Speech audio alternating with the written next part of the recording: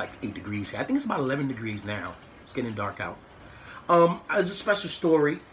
You know, one of the story I've been following for a little while now, for a couple of years actually. It's a story about NBA player for the New York Knicks. His name is Enes Kanter. Enes Kanter, you know, his story is intriguing to me. Is, you know, a lot of people know, you know, he has this situation with the president from his homeland, Turkey, President Erdogan. So to make a long story short, Turkey had a coup. They had a military coup, an uprising, where the coup tried to overthrow the government, led by Erdogan. There was an attempted overthrow. They tried to overthrow Erdogan.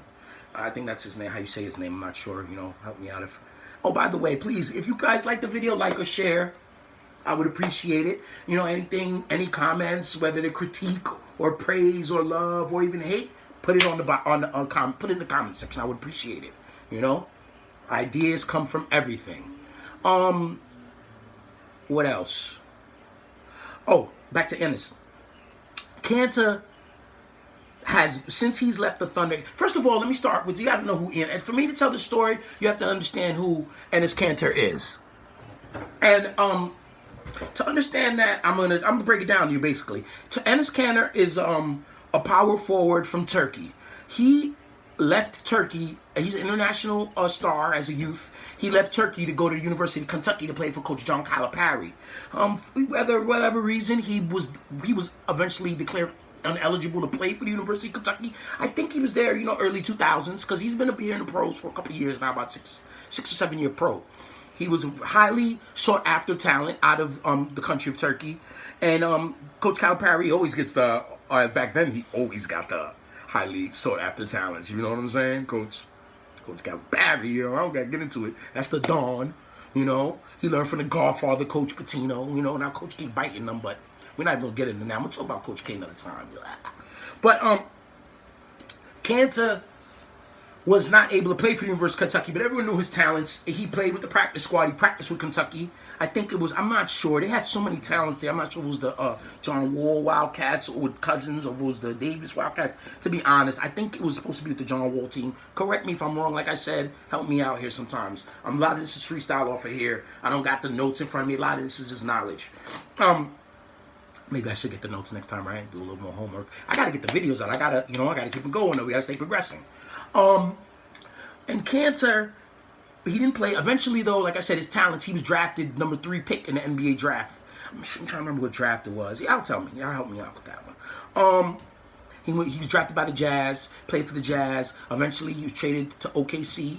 He played there for a couple of years. He played there. The last year he played there was the year after Durant left. So it was the 2016-17 season. He played there, and eventually he was traded next offseason for Carmelo Anthony. He was traded to the Knicks. Before that, you know, he started really becoming outspoken. Yeah, I started noticing him. He was outspoken. I believe the coup happened while he was in OKC. So he started talking about it back then, and he was condemning President Erdogan and what the government stood for. So he was basically siding with the coup members. He was in the United States, and he would be on Twitter. He would getting his, you know, he would get his social media on, just like everybody else comes to this country. You know, they get on the Twitter, they get on the IG, they get on the Facebook, and they do their thing. And you know, it's a different world. But what we have to understand here before we even think about this is what we do. Our Western civilization ideologies, that shit don't play in Turkey. And when you listen to Enes sounds like he's been here forever. He's really, you know, he's got this American thing down pat. You know, this freedom of speech thing, and it's got it down pat. And you know, and that was the problem, because Ennis got family over there, and his mom lived there, and his dad lives there, and has siblings there. They weren't coming here. Eventually, right now, this is the culmination of this whole story is Ennis has an international warrant.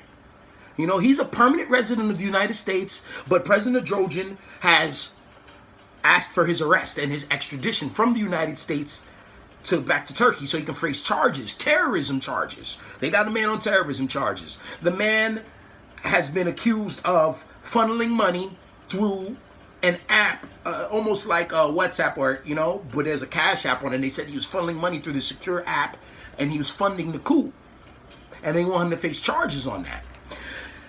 The charges ultimately came up last week. And the week before that, the Knicks were getting prepared to go to London to play the Washington Wizards in London.